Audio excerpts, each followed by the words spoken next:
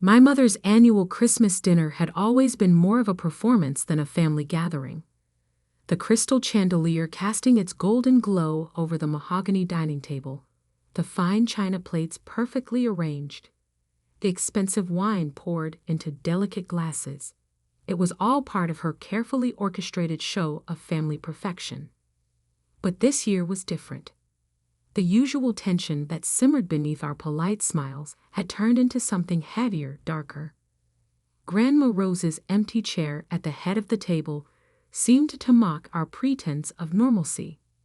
"Sarah, darling, how's the hospital?" My mother's voice carried that familiar note of pride as she addressed my older sister. "I heard you're being considered for chief of surgery." I took a slow sip of water, already knowing what would come next. Sarah's achievements had always been the centerpiece of these family dinners, each accomplishment displayed like another jewel in my mother's crown. "Actually, Mom," Sarah's perfectly manicured fingers tapped against her wine glass, her engagement ring catching the light, "I got the position last week. Youngest chief of surgery in the hospital's history." The table erupted in congratulations. My father beamed, my mother dabbed at her eyes with an embroidered napkin, and my younger brother Michael, the successful corporate lawyer, raised his glass in a toast. "To Sarah," he announced, continuing the Bennett family legacy of excellence. I stared down at my untouched dinner, fighting the urge to point out that saving their struggling investment firm last year through my anonymous consulting work was also quite an achievement. But they didn't know about that, just like they didn't know about my thriving international business consultancy or the fact that I'd helped 3 Fortune 500 companies avoid bankruptcy in the past year. No, to them, I was still just Olivia, the disappointment, the black sheep who'd refused to follow the prescribed path of medicine or law, the daughter who'd walked away from a promising position at their investment firm to start her own business. "And what about you, Olivia?" My mother's voice cut through my thoughts. "Still doing that. What do you call it? Freelance work." The way she said freelance made it sound like I was selling handmade crafts at local fairs, rather than running a multi-million-dollar consultancy. "I'm doing fine, Mother." I kept my voice neutral, years of practice helping me maintain my composure. "Fine." Sarah's perfectly plucked eyebrows rose. "At your age, you should be more than just fine. Remember when you left the firm? Dad gave you such a wonderful opportunity, and you just threw it away." I remembered that day clearly. I discovered serious discrepancies in the firm's accounting, tried to warn my father, but he dismissed my concerns. 2 years later, those same issues nearly bankrupted them. I'd stepped in anonymously through my consultancy to save them, but they never knew. "Sarah's right." My mother sighed dramatically. "If only you'd listened to us, you could have had a real career by now. Instead," she gestured vaguely at me, as if my entire existence was somehow lacking. Speaking of real careers, Michael chimed in, straightening his designer tie. "My firm just landed the Maxwell account. $3 billion in assets." He smirked in my direction. "But I suppose that's a bit beyond your scope, sis. How's your little consulting thing going?" I thought about the confidential documents sitting in my home office, papers showing that the Maxwell account was actually being managed by my company, with Michael's firm handling only the basic legal work. But again, they didn't know that. "It's going well enough," I replied softly, cutting into my salmon with deliberate precision. "Well enough to afford that dress." Sarah's eyes flicked over my simple black sheath dress. "I could take you shopping sometime. I know some lovely consignment shops." My dress was actually a hand-tailored piece from a small Parisian atelier, costing more than Sarah's monthly salary. But they didn't need to know that either. "That's so thoughtful of you, Sarah," I murmured, fighting back a smile as I thought of the Channel bags gathering dust in my closet. The conversation drifted back to Sarah's accomplishments, Michael's cases, and my mother's social circle. I sat quietly, letting their words wash over me like background noise. My thoughts kept drifting to Grandma Rose, the only person in this family who'd ever really seen me. She passed away 3 months ago, but her last words to me still echoed in my mind. Patience, my dear. Sometimes the best revenge is letting them underestimate you until the perfect moment. The perfect moment was coming sooner than they knew. Tomorrow morning, the family would gather at Mr. Harrison's office for the reading of Grandma's will. They were all so certain about what would happen. The family estate split between Sarah and Michael, the vacation homes, the investment portfolios, all divided between the successful siblings. But Grandma Rose had always been cleverer than anyone gave her credit for. She'd seen through the family's pretense, recognized their hollow achievements for what they were.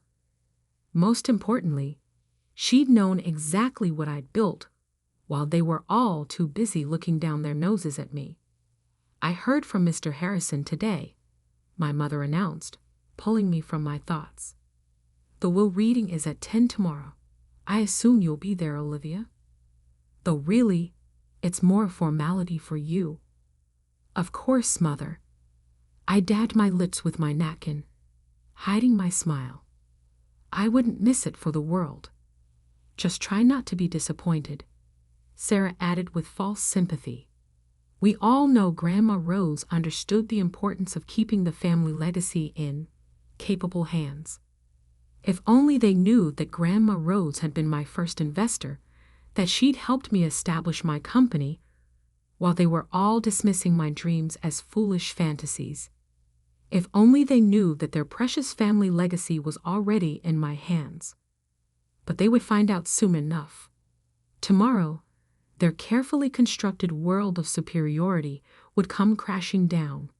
Tomorrow, they would learn that the black sheep they dismissed for so long was actually the wolf they should have feared. I raised my water glass, offering them a smile that none of them could quite read. To family, I said quietly. They all echoed the toast, their glasses clinking with expensive certainty. None of them noticed the glint in my eye, the slight curve of my lips that wasn't quite a smile. None of them had any idea what was coming. As I drove home that night, my phone buzzed with a text from Mr. Harrison. Everything is prepared for tomorrow, Ms. Bennett, just as your grandmother arranged. I didn't reply. Instead, I parked my car in the private garage of my penthouse apartment, the one my family thought was a modest rental in a developing neighborhood, and made my way to my home office. The wall of windows offered a spectacular view of the city skyline, lights twinkling like stars against the dark sky. Opening my safe, I pulled out a thick manila envelope. Inside was Grandma Rose's letter to me, written 6 months before her death. I'd read it so many times I knew the words by heart, but tonight I needed to see them again. My dearest Olivia, they never saw you clearly, did they? Too busy preening in their own reflections to notice the quiet strength you were building. But I saw you.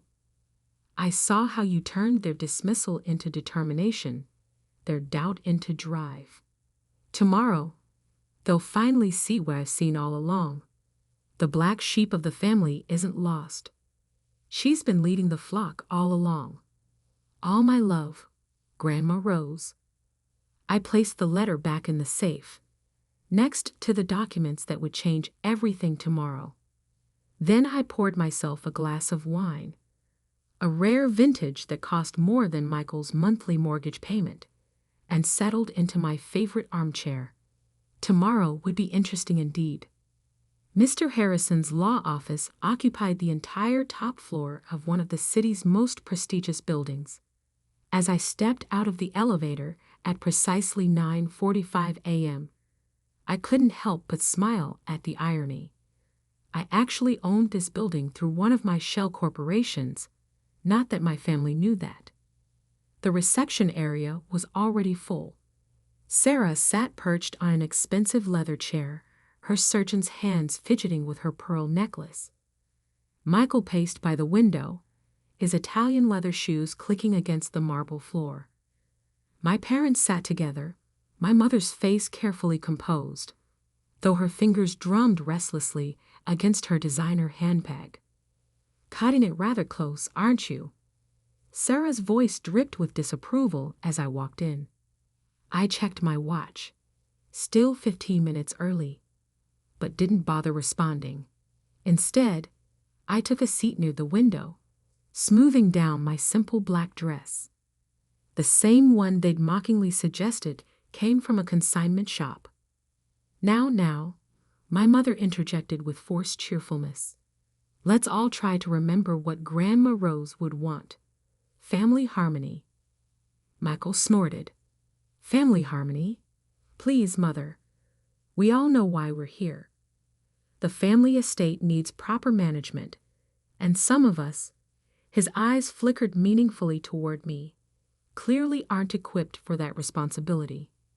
Before I could respond, Mr. Harrison's assistant opened the conference room doors.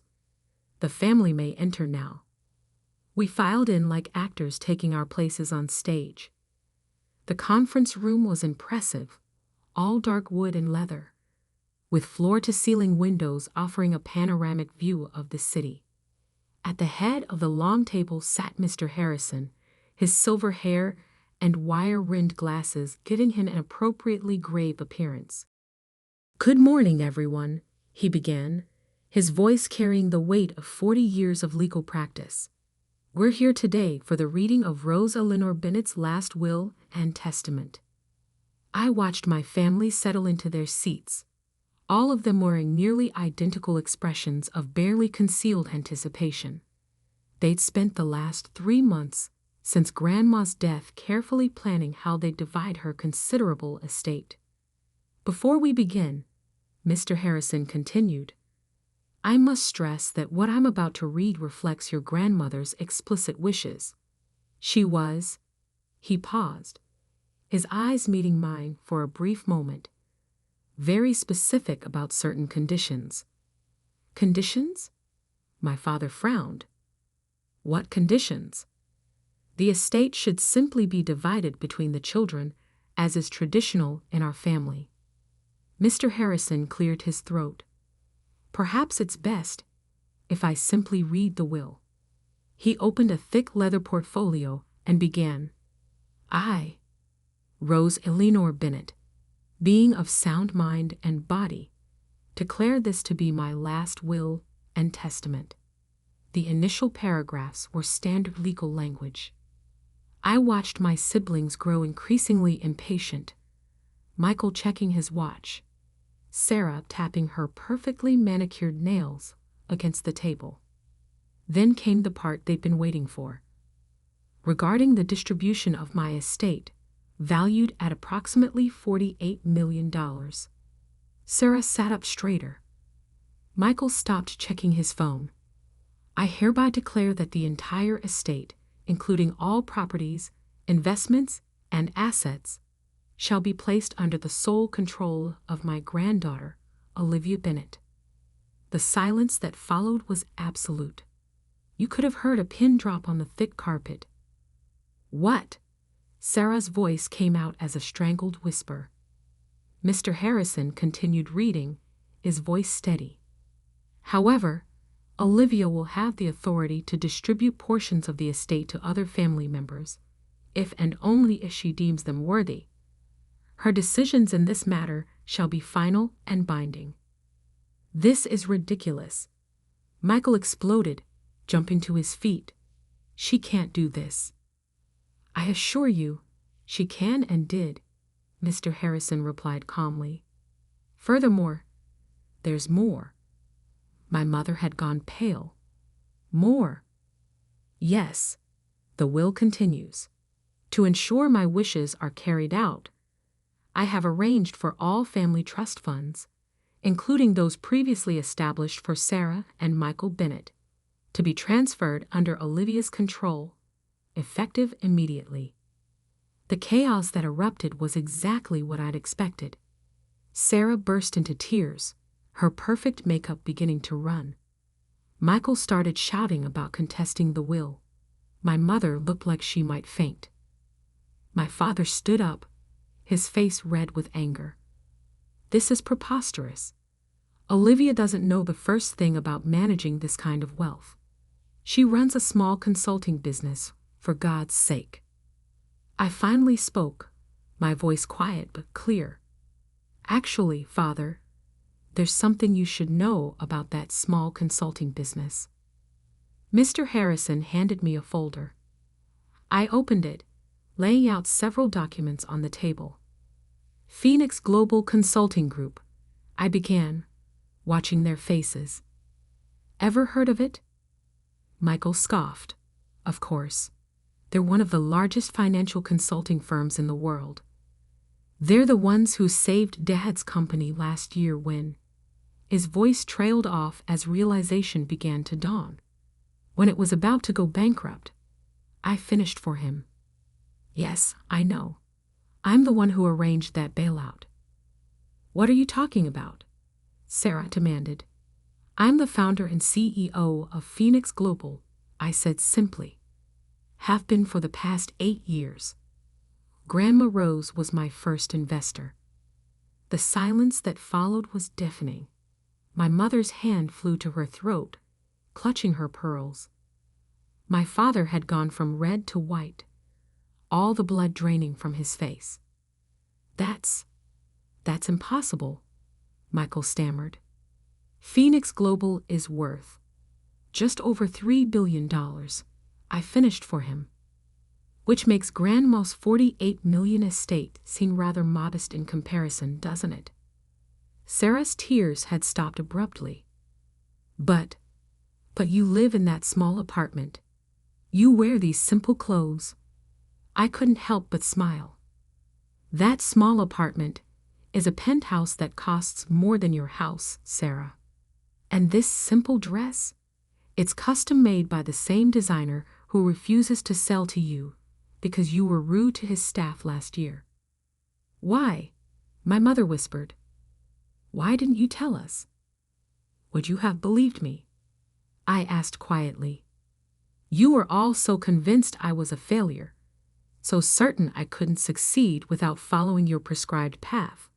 It was easier to let you think what you wanted. And Grandma knew. My father's voice was barely audible. She knew everything. I confirmed. She watched all of you dismiss me, underestimate me, mock my choices, and she watched me build something far beyond what any of you have achieved. Mr. Harrison cleared his throat. There's one final part of the will I need to read. Everyone turned back to him, still shell-shocked. To my family, he read, I leave you with this lesson. True success isn't measured by titles or appearances, but by character and determination. I've watched you all pride yourselves on your achievements, while belittling the quiet ambition of my beloved Olivia. Today, you learn how wrong you've been. The black sheep of your family has become the shepherd of your flock. I stood up, gathering my papers. Mr. Harrison will provide you all with documents detailing the new financial arrangements. I suggest you review them carefully. Your trust funds will remain intact, but there will be conditions. Conditions? Michael's voice cracked. What conditions? I paused at the door, turning back to face my family. These people who had dismissed me for so long, who were now staring at me like they'd never seen me before. That's for me to decide, I said quietly. After all, I'm no longer the black sheep you can ignore. I'm the one holding the purse strings now. As I walked out of the conference room, I heard Sarah burst into fresh tears, Michael start swearing, and my mother call my name. But I didn't look back. In the elevator, I pulled out my phone and opened my banking app. A new notification popped up. Trust fund transfers complete. Everything had changed. But this wasn't about revenge. It was about justice. About finally being seen for who I really was. Grandma Rose would have been proud. The next few weeks were exactly what I'd expected. A storm of desperate attempts to regain control. My phone buzzed constantly with messages from family members, each one more manipulative than the last. From Sarah, "Olivia, we need to talk. I know we've had our differences, but we're still sisters. You can't just cut us off like this." From Michael, "This is completely unfair.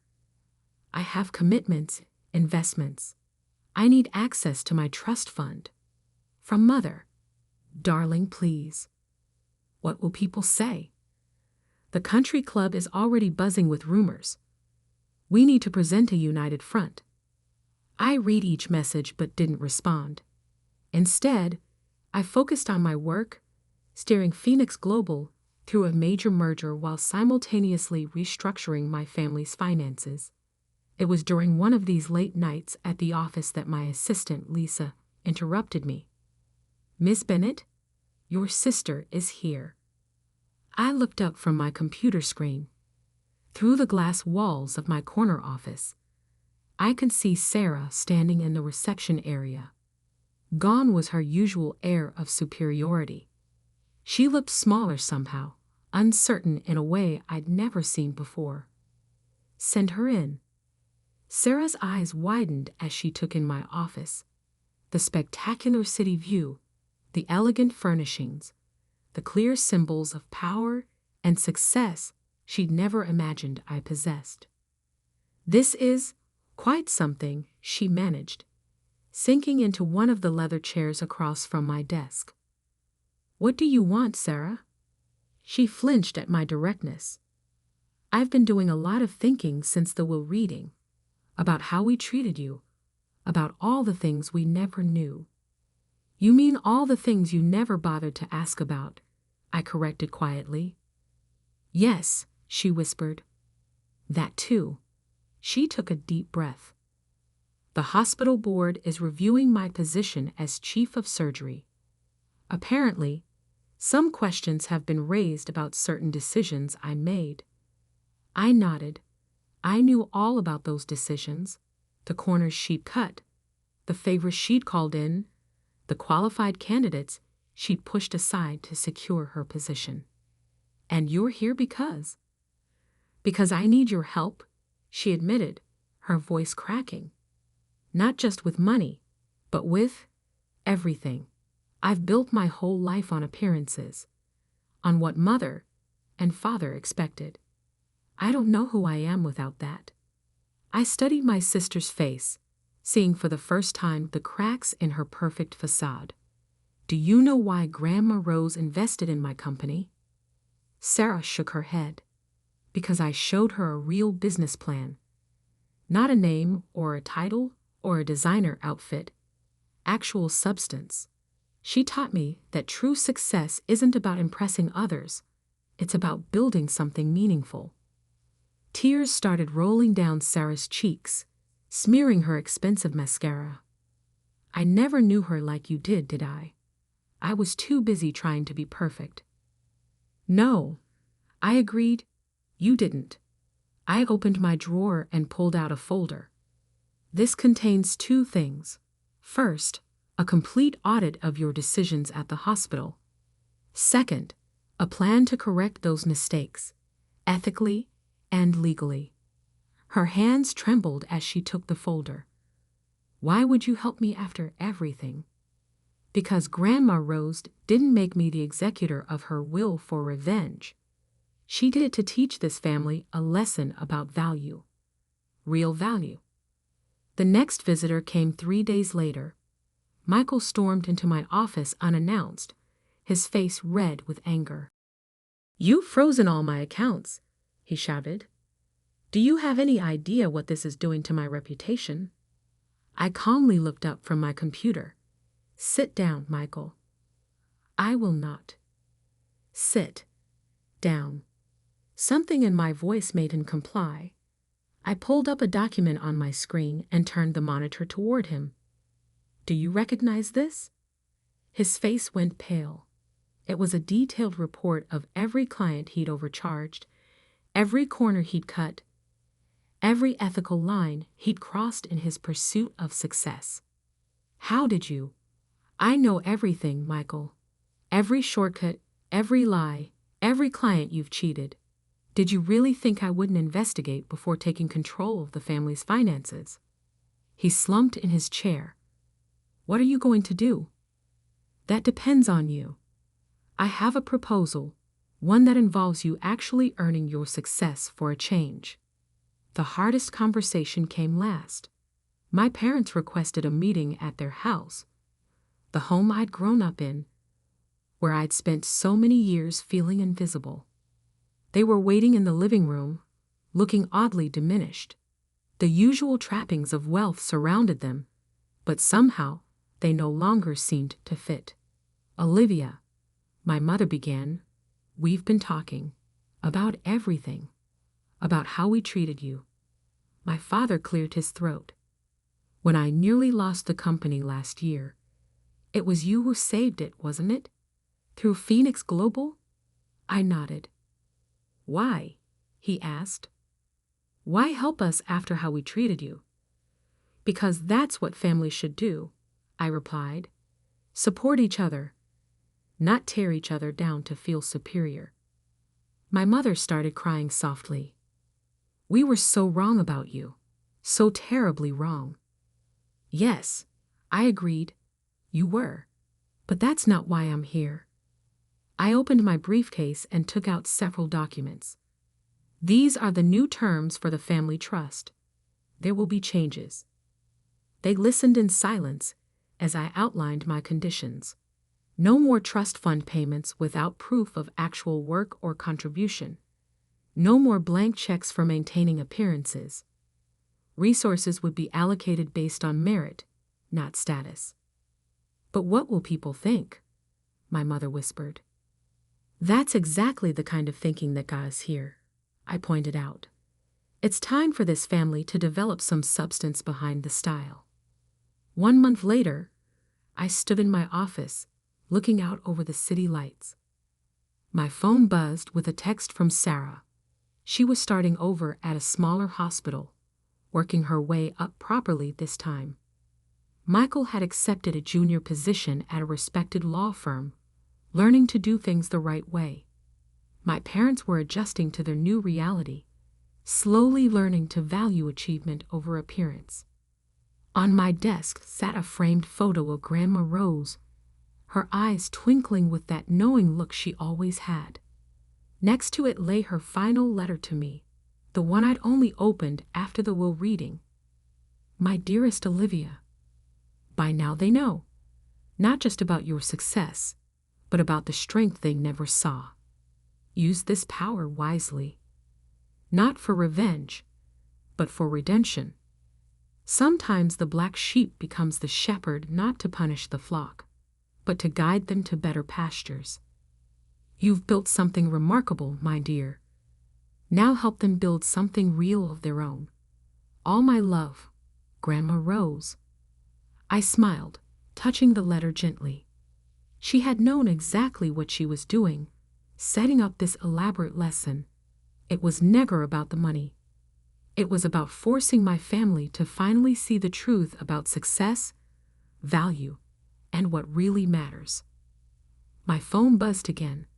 A message from Sarah. Meeting for coffee tomorrow? I could use some advice about this new position. I texted back, yes.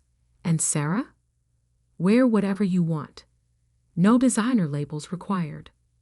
Looking out at the city lights, I felt at peace. The black sheep had indeed become the shepherd, but not to lord over the flock, to lead them toward something better, something real. Grandma Rose would have liked that.